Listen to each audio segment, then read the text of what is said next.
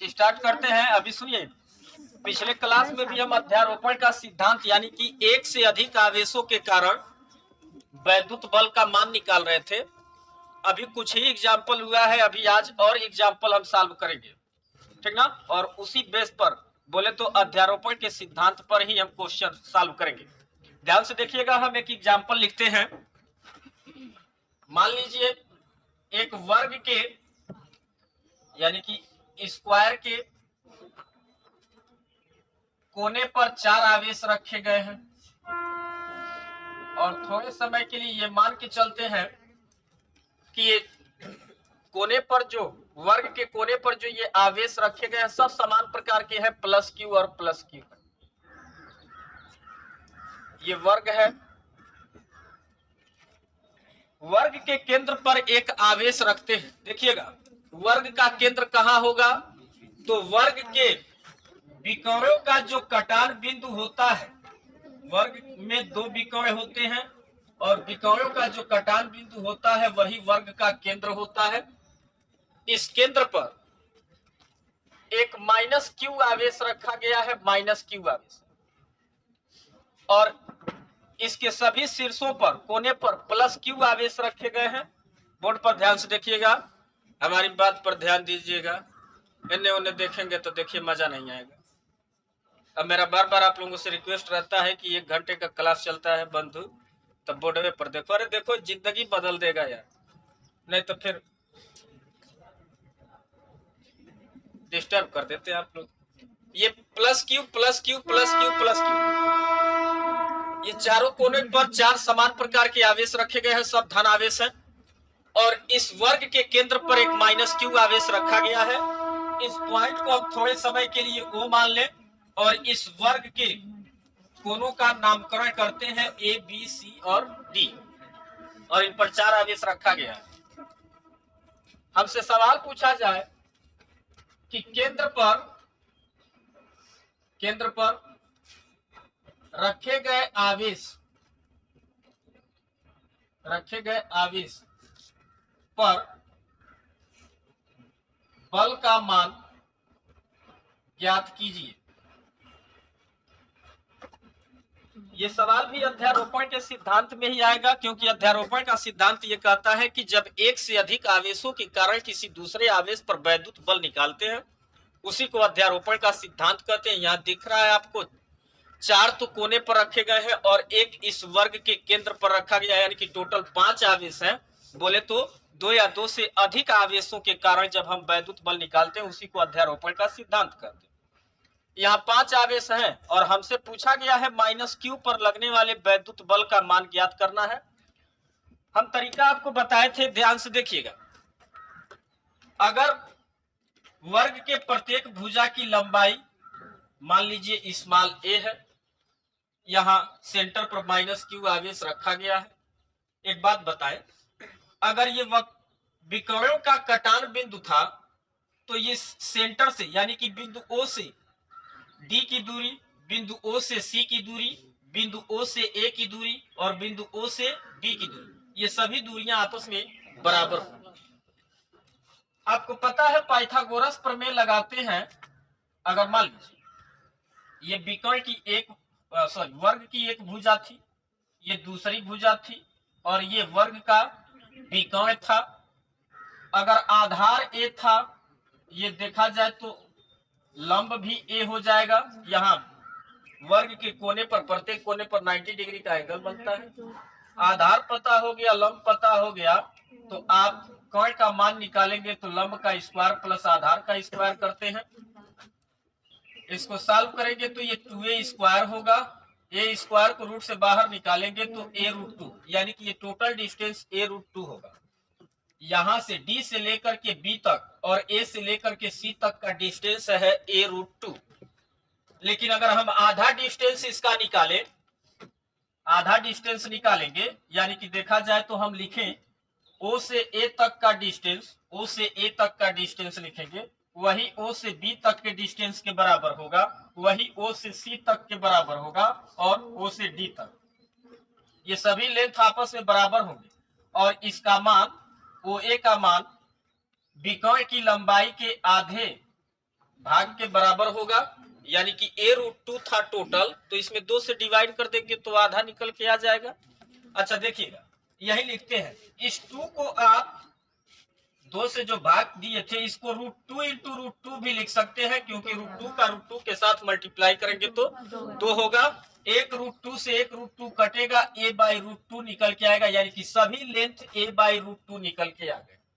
बात समझिएगा, लेंथ हमको पता हो गया, लिख लेते हैं एक जगह लेंथ a√2 हो गया।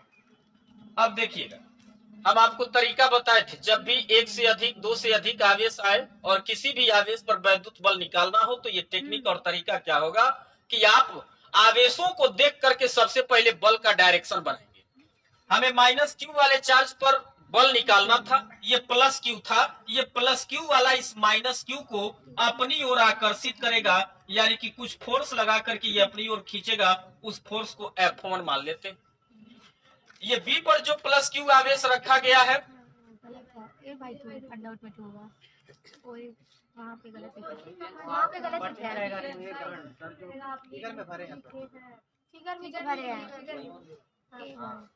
यहाँ, अच्छा, इसीलिए कहते हैं कि आप लोग बोर्ड पर ध्यान से देखते रहिएगा, हमसे बोलते सही है, कबो कबो लिखा गलत जाता है, ठीक ना। आप लोग समझदार हैं, इंटरमीडिएट वाले विद्यार्थी बस मजा आ गया, ध्यान से देखिएगा बोर्ड। ये +q इस -q को अपनी ओर खींचेगा तो इसकी ओर, इस पर बल लगा करके इसको अपनी ओर खींच रहा है, तो फोर्स का डायरेक्शन बनाइए, ये F2। ये वाला +q इसको अपनी ओर खींचेगा, कुछ फोर्स लगा करके उसको F3, और ये वाला +q इस माइनस को अपनी ओर खींचेगा, इसको F4 मान लेते हैं। आपको गुलाम भैया बताए हैं कि दो आवेश Q1 व Q2 एक दूसरे से r डिस्टेंस पर हो तो इनके बीच लगने वाला आकर्षण अथवा प्रतिकर्षण, देखिए अगर ये दोनों प्लस रहेगा तो जितना बल से ये पहला वाला दूसरे को प्रतिकर्षित करेगा, अगर इसको आप माइनस कर देंगे तो उतने ही बल से ये क्या करेगा, आकर्षित करेगा, क्योंकि न तो डिस्टेंस चेंज हो रहा है, न Q का आंकिक मान चेंज हो रहा है, सिर्फ चेंज हो रहा है तो प्लस और माइनस।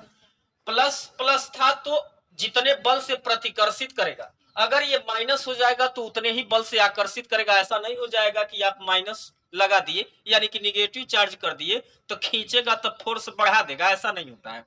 या इसे आप प्लस कर देंगे और ये प्रतिकर्षित करेगा, ठीक ना, तो वो कम बल से प्रतिकर्षित करेगा, ऐसा नहीं होता है। अगर डिस्टेंस सेम है, चार्ज का परिमाण, आवेश का परिमाण, आंकिक मान दोनों का अगर सेम है तो सिर्फ प्लस प्लस रहेगा, तो जितना बल से प्रतिकर्षित करेगा, अगर माइनस हो जाएगा एक चार्ज तो उतने ही बल से क्या करेगा, आकर्षित करेगा। ऐसा नहीं है कि जब माइनस कर देंगे आकर्षित करेगा तो खूब भयंकर आकर्षित करेगा, ऐसा कुछ नहीं।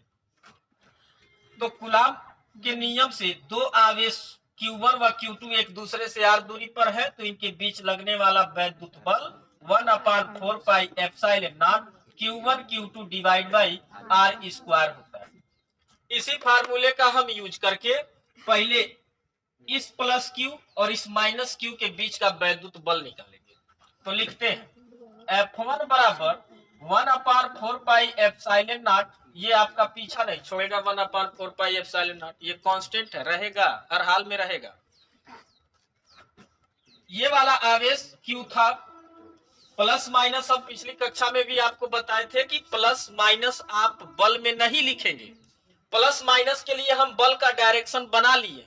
अगर यही प्लस रहता तो F1 का डायरेक्शन दूर हो जाता, ये इसको प्रतिकर्षित करता। माइनस है तो ये वाला इसको क्या कर रहा है, अपनी ओर खींच रहा था, तो बल का डायरेक्शन इधर हो गया है। प्लस माइनस बल के डायरेक्शन को बताता है और हम डायरेक्शन बना लिए हैं, इसलिए जब F का मान निकालेंगे या दोनों आवेशों के बीच का जब बल निकालेंगे तो केवल उसका आंकिक मान लिखेंगे। ये था Q और ये भी Q है और दोनों के बीच का डिस्टेंस a/√2 है, तो a/√2 का होल स्क्वायर लिखेंगे, यानी कि ये क्या बनेगा 1/4πε0 Q इंटू Q मिलके Q स्क्वायर और डिवाइड बाई a स्क्वायर होगा, और बाई√2 का स्क्वायर करेंगे 2 होगा, ये 2 पलट करके ऊपर चला जाएगा तो 2Q स्क्वायर हो जाएगा, यानी कि हमने F1 का मान निकाल लिया। अब ध्यान से देखिएगा, अगर हम F2 का मान निकालें, ये वाला इसको खींच रहा था F2 फोर्स लगा करके, हम माने हैं। अब उस बल का मान निकालेंगे तो ध्यान से देखिएगा, आवेश अभी भी प्लस क्यू था जो यहाँ था, अभी भी ये माइनस क्यू था, इनके बीच का डिस्टेंस भी a/√2 था। यानी कि आप जब F2 का मान निकालेंगे, F2 का मान निकालेंगे तो डायरेक्ट आप लिख सकते हैं 1/4πε0, दोनों आवेशों के गुणनफल Q इंटू Q मिलके Q स्क्वायर, और बटे इसके बीच की दूरी का स्क्वायर करेंगे, a/√2 का स्क्वायर करेंगे, इसी तरह स्क्वायर करेंगे, फिर 2 पलट करके ऊपर चला जाएगा और नीचे a स्क्वायर। ये भी चार्ज प्लस क्यू ही था, डिस्टेंस अभी भी उतना ही था, इसके लिए भी फोर्स उतना ही निकल के आएगा। F3 बराबर 1/4πε0 2q square by a square होगा। और जब आप F4 निकालेंगे इसको, तो ये भी प्लस क्यू ही आवेश है, ऐसा नहीं है कि लोगों से ये अलग है, ये भी सेम प्लस क्यू है, और यहाँ माइनस क्यू ही था, इनके बीच का डिस्टेंस सेम था, यानी कि यहाँ भी 1/4πε0 और 2q square by a square के बराबर फोर्स लगेगा। हमें इन फोर्सों का मान निकालने पर पता चल रहा है कि ये सभी फोर्स आपस में क्या है, बराबर हैं। यानी कि देखिएगा, एक ही आवेश पर 4 दिशाओं में बराबर बराबर फोर्स लगा करके ये सभी आवेश इस आवेश माइनस क्यू को अपनी ओर आकर्षित कर रहे थे। बल एक सदिश राशि है, और सदिश राशियों को हम साधारण बीजगणित की तरह नहीं जोड़ते हैं, सदिश राशियों को सदिश विधि द्वारा जोड़ते हैं।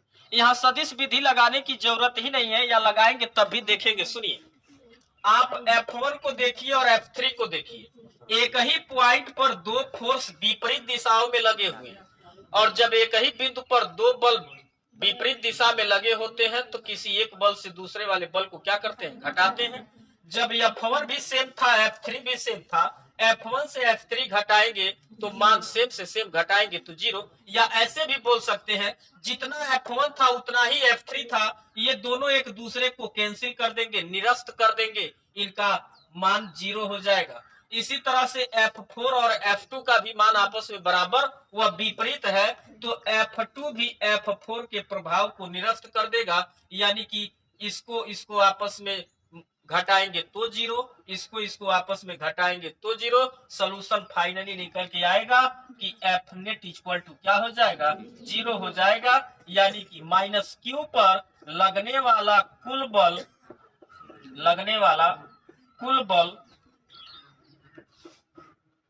0 होगा। देखिए, ये हम एग्जाम्पल दिए, कोई जरूरी नहीं है कि ये क्यू मान करके ही चला जाए, क्यू का आंकिक मान भी दे सकता है। जैसे लिख दे, मान लीजिए कि क्यू का मान 5 माइक्रो कूलाम है, ठीक ना, तो आप 5 जो हम क्यू रखे हैं आप वहां 5 माइक्रो कूलाम रखेंगे। लेकिन हम ये भी आपको बताएं कि वैद्युत आवेश का जो MKSA पद्धति में मात्रक होता है वो सिर्फ कूलाम होता है। माइक्रो कूलाम को आप कूलाम में चेंज करने के लिए क्या करेंगे, माइक्रो हटाते हैं, और माइक्रो हटा करके 10 की पावर -6 लगाते हैं। यानी कि जो हम क्यू मान करके चल रहे हैं आप वहां 5 × 10 की घात -6 रखेंगे, ठीक ना। तो कोई जरूरी नहीं है कि हम आंकिक मान ही लेकर के चले। अगर अलग से आपको क्वेश्चन मिलता है, न्यूमेरिकल मिलता है, क्यू का आंकिक मान दिया है तो आप आंकिक मान को ही रखिएगा। डिस्टेंस दिया है, हम मान लीजिए यहाँ ए माने थे, हो सकता है इस ए का मान 10 सेंटीमीटर या 20 सेंटीमीटर दे रखा हो, तो आंकिक मान आप रख लीजिएगा। एक बात और सुनिए, जब ये सभी सेम प्रकार के आवेश थे तो इस माइनस क्यू पर नेट बल 0 हो रहा था। अगर मान लीजिए इसमें 3 आवेश समान परिमाण के हो जाए और ये ज्यादा हो जाए, यानी कि 2q से मान लीजिए ये 3q हो जाए +3q, ठीक, तो क्या अब भी नेट बल 0 होगा? नहीं, अब नेट बल 0 नहीं होगा, क्योंकि ये +3q है। यानी कि जो +q वाला आवेश जितने फोर्स से इसको खींच रहा था, ये वाला उसके 3 गुना अधिक फोर्स से 3 का मल्टीप्लाई कर दिया, आवेश 3 गुना अधिक फोर्स से खींचेगा, यानी कि अब नेट बल 0 नहीं होगा। लेकिन जब भी आप सॉल्व करेंगे तो तरीका यही होगा, चार्ज की वैल्यू और डिस्टेंस बदल सकता है, उससे घबराने वाली बात नहीं है। आप इन क्वेश्चनों को जब प्रैक्टिस करेंगे, 2-4 बार प्रैक्टिस करेंगे तो ये बात क्लियर हो जाएगा। कोई जरूरी नहीं, हम तो एग्जाम्पल लिए, ठीक, लेकिन कोई जरूरी नहीं है कि सभी आवेश समान प्रकार के ही हों। वो कहीं अधिक रख देगा, कहीं कम रख देगा, लेकिन आप फोर्स का डायरेक्शन ऐसे ही बनाएंगे। कूलाम का नियम लगा करके F1 F2 का मान निकाल लेंगे। अगर मान लीजिए F1 बड़ा है, F2 F3 छोटा है, तो बड़े वाले में से छोटे वाले को घटा देंगे, डायरेक्शन इधर आ जाएगा। और मान लीजिए इधर F4 बड़ा है, F3 छोटा है, तो बड़े वाले में से छोटे वाले को घटा देंगे, तो ये इसका डायरेक्शन आ जाएगा। अब मान लीजिए इधर एक फोर्स का डायरेक्शन, इधर एक फोर्स का डायरेक्शन।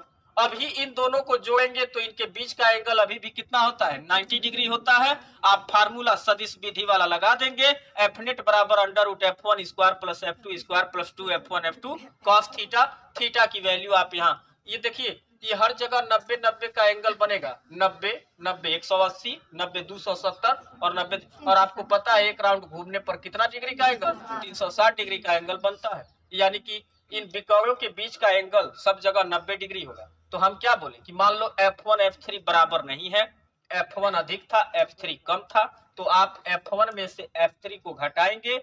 घटाने के बाद जो नया मान आएगा वो हमेशा बड़े वाले के डायरेक्शन में आएगा। F4 अधिक था, F2 कम था, तो F4 से F2 घटाएंगे, और घटाएंगे तो जो घटाने पर मान आएगा वो बड़े वाले सदिश के डायरेक्शन में यानी कि F4 के डायरेक्शन में जाएगा। यानी कि चारों को मिलाकर के सिर्फ 2 को बना दिए, एक F1 के डायरेक्शन में आ गया, एक F2 के डायरेक्शन में। फिर उन दोनों को जोड़ने के लिए आप सदिश विधि का फार्मूले का उपयोग करेंगे, और थीटा की जगह 90 और cos 90 का मान तो क्या हो जाता है, 0। यानी कि आप इन दोनों का रूट में स्क्वायर करके जोड़ देंगे तो फाइनली नेट फोर्स पता चल जाएगा।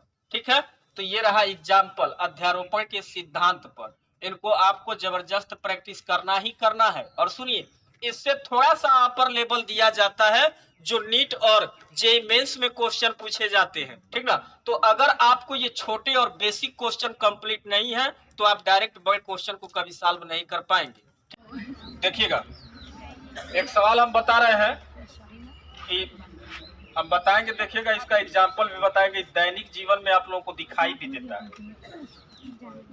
ये 2 चार्ज है भैया, बोर्ड पर देखो, 2 चार्ज यो प्लस क्यू है, मान लीजिए पॉइंट ए पर रखा गया है, और ये पॉइंट बी पर है, लेकिन ये +2Q है। ठीक, इनके बीच का डिस्टेंस 2R मान लेते हैं, है 2R, दोनों आवेशों के बीच। इसके एकदम मिड पॉइंट पर, दोनों चार्ज के मिड पॉइंट पर एक तीसरा चार्ज रखा गया है -Q। सही है, इसको हम पॉइंट C मान लेते हैं। और सवाल बन जाएगा, C पर रखे गए आवेश पर लगने वाला कुल बल ज्ञात कीजिए। कुल बल ज्ञात कीजिए। सॉल्यूशन तो हम निकलबे करेंगे, लेकिन क्वेश्चन देख के भी अंदाजा कुछ लग सकता है। सुनिए, यो +Q था, I +2Q है, यानी कि 2 गुना पावर में है वो। सही है, यहाँ -Q रखा गया है, ये प्लस वाला इसको अपनी ओर खींचेगा, I +2Q वाला अपनी ओर खींचेगा। सही बात है। सेम डिस्टेंस पर दोनों है, लेकिन यहाँ C पर अगर लगने वाला कुल बल पूछा जाए तो हम देख के बता सकते हैं कि C पर लगने वाला कुल बल B की ओर है। सही बात है, इतना तो आप समझ सकते हैं। प्रैक्टिकली समझा जाए तो मान लीजिए है दोनों एक जेंडर के थे, मेल कैटेगरी के, आई बीचवा में फीमेल वाली कैटेगरी, और यो खींच रहा है, आकर्षण है, अपोजिट जेंडर है, अट्रैक्शन हो रहा है। लेकिन वजह क्या था, सुनो, वजह था 2 व्हीलर वाला था, I 4 व्हीलर वाला है। अगर देखा जाए तो प्रैक्टिकली अट्रैक्शन ज्यादा 4 व्हीलर साइड में होगा, इसीलिए कहते हैं 4 व्हीलर से चलने की कोशिश करिए, 2 व्हीलर वालों को कोई पूछने वाला नहीं है, ठीक ना। ये तो आप समझ सकते हैं। खींच तो ये भी रहा था, लेकिन प्लस है, ये वाला भी चार्ज प्लस है, ये भी खींच रहा था, लेकिन मजेदार खींचाव इधर ये होगा, ठीक ना, सबसे ज्यादा, क्योंकि ये इससे पावरफुल है, ठीक ना। और हम आपको बता भी दिए कि 2 व्हीलर वाले की कोई औकात नहीं है 4 व्हीलर वाले के। हाँ, ये एकदम लेके आ रहा है क्रेटा 4 व्हीलर 19 लाख का, आई 75,000 के धुक-धुकाइए मोटरसाइकिल, मजा आएगा नहीं। तो इसका प्रभाव ज्यादा है, ये ज्यादा फोर्स लगा करके खींचेगा और सफल यही रहेगा। इसीलिए कहते हैं कि अभी से तरी दिल लगी छोड़ करके पढ़ाई पर ध्यान देंगे, और जब एक बार सफल हो जाएंगे, ठीक ना, तो आपको पता चलेगा कि मैंने आगे पीछे आपके पास, देखिए आप इतना सफल बनिए कि आपके पास इतने लोग रहे कि भीड़ हटाना पड़े, कुछ काम ऐसा करना चाहिए, ठीक ना। और ये कोई जिंदगी नहीं होती है कि आए और खाए, थोड़ा बहुत जीने की व्यवस्था सोच लिए और उसके बाद काम खत्म, तो ये कोई जिंदगी नहीं होता है। और मैं ऐसा नहीं बोल रहा हूं कि मैं सिर्फ एक पार्टी को बोल रहा हूं, दूसरी पार्टी में, दोनों पार्टियों को बोल रहा हूं कि अगर आप जीवन में आए हैं तो कुछ ऐसा काम करिए कि आपको वर्कर रखना पड़े भीड़ हटाने के लिए, न कि उस भीड़ में शामिल होने के लिए। एक भीड़ में शामिल भी रहता है, ठीक, और एक के लिए भीड़ इकट्ठा होती है, तो मैंने हमको तो लगता है पावरफुल वही है। तो अगर इस चीज को आप अपने दिमाग में रखेंगे और इस हिसाब से कर्म करेंगे तो जरूर प्रभु जी साथ देंगे, लेकिन कर्म करना ही पड़ेगा, ठीक ना। और क्लास में बैठ करके बस मस्ती किए, आए पढ़े निकल लिए, तो इससे कुछ होने वाला नहीं है, ठीक ना। क्योंकि अगर आप 2 व्हीलर से रहेंगे तो औकात 2 व्हीलर की रह जाएगी और आपके समय में 4 व्हीलर वाला चानी काटेगा। देखिएगा, अगर ये बीचों बीच में रखा गया था तो 2r तो दोनों के बीच का डिस्टेंस था, आधा डिस्टेंस कितना हो जाएगा, r हो जाएगा भैया, होगा। जब आधा r इधर हो गया तो आधा r इधर भी होगा, डिस्टेंस तो दोनों का सेम हो गया। और सुनो, हम क्या बोले कि ये प्लस है ये माइनस है, ये प्लस वाला इस माइनस को अपनी ओर खींच रहा है कुछ फोर्स लगा करके F1, ये +2q है, ये -q है, तो ये वाला +2q इस माइनस को खींचेगा अपनी ओर फोर्स लगा करके, कुछ फोर्स लगाया F2, ठीक है। अब देखिएगा, जब आप बल का डायरेक्शन बना लीजिएगा न्यूमेरिकल में, तो बल के डायरेक्शन बनाने के बाद आप कूलाम का नियम लगा करके दो आवेशों के बीच में बल निकालेंगे, यानी कि हम F1 का मान निकाल सकते हैं। कूलाम का नियम लगाएंगे, डायरेक्ट लिखते हैं F1 बराबर 1/4 पाई एप्सिलॉन नॉट। देखिए, ये तो कहे कि पीछा नहीं छोड़ेगा, इसको तो हर हाल में लगाना ही पड़ेगा। एक चार्ज Q था, दूसरा चार्ज भी Q ही था, फर्क था कि एगो प्लस था एगो माइनस था, तो प्लस माइनस के लिए तो हम डायरेक्शन बना दिए पहले ही, इसलिए हम आंकिक मान में प्लस माइनस का चिन्ह नहीं लगाएंगे। और डिवाइड बाय इनके बीच का डिस्टेंस, दोनों के बीच का डिस्टेंस हमको पता है r, तो r स्क्वायर हो जाएगा, यानी कि हम इसको सही करते हैं 1/4 pi epsilon not q into Q मिलके 2q नहीं होता है, q स्क्वायर होता है, और divide by r square, F4 का मान निकल। हाँ भाई, 4 व्हीलर का मान निकालते हैं। F2 बराबर 1/4 पाई एप्सिलॉन नॉट रहेगा, दोनों चार्जों का गुणनफल, एगो था Q और एगो था 2Q, और डिवाइड बाई इनके बीच का भी डिस्टेंस r स्क्वायर। इसको एडजस्ट करते हैं, F2 बराबर 1/4 pi epsilon not Q into 2Q मिलके 2Q का square divide by r square. देखिए, दोनों का कंपेयर करते हैं, कौन बड़ा वन है कौन छोटा वन है। 1/4 पाई एप्सिलॉन नॉट इसमें भी है, 1/4 पाई एप्सिलॉन नॉट इसमें भी है। अगर देखा जाए तो यहाँ Q square by r square है और यहाँ भी Q square by r square है।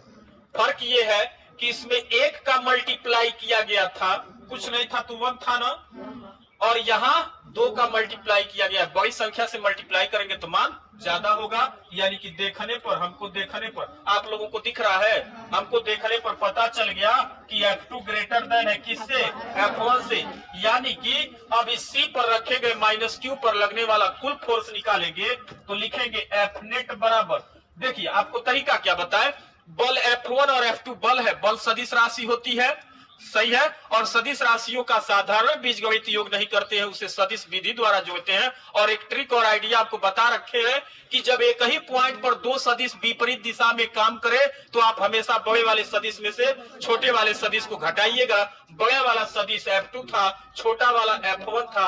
F नेट निकालेंगे तो F2 में से F1 को घटाएंगे।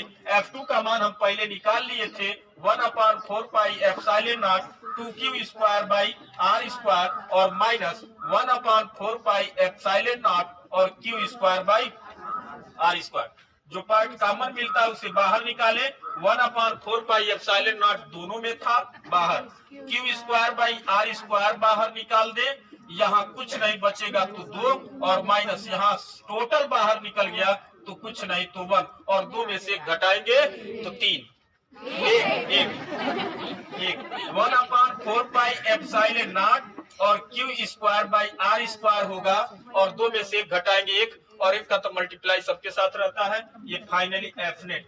ये देखिएगा। एक बात ये भी बताए कि आप घटाए F2 से F1 घटाए, यानी कि बल से बल घटाएंगे तो बल ही आएगा।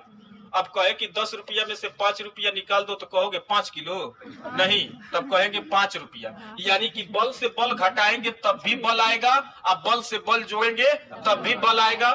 घटाएंगे तो जो बल आया है F नेट, इसका भी तो बल है, तो सदिश राशि है तो इसका भी डायरेक्शन होना चाहिए। इसका डायरेक्शन जब दो को विपरीत दिशा में सदिश लगा है तो जब उनका नेट मान निकलता है वो हमेशा बड़े वाले के डायरेक्शन में होता है। यानी कि F नेट का डायरेक्शन जो होगा वो किधर होगा बोले तो 2q की ओर होगा। आ रही बात समझ में? यानी कि पावरफुल चार्ज इस माइनस q चार्ज को अपनी ओर खींच लेगा। पीछे वाला खींच रहा था लेकिन रोक नहीं पाएगा क्योंकि इसका आकर्षण ज्यादा था, फोर्स ज्यादा था, तो ये वाला इसको खींचेगा।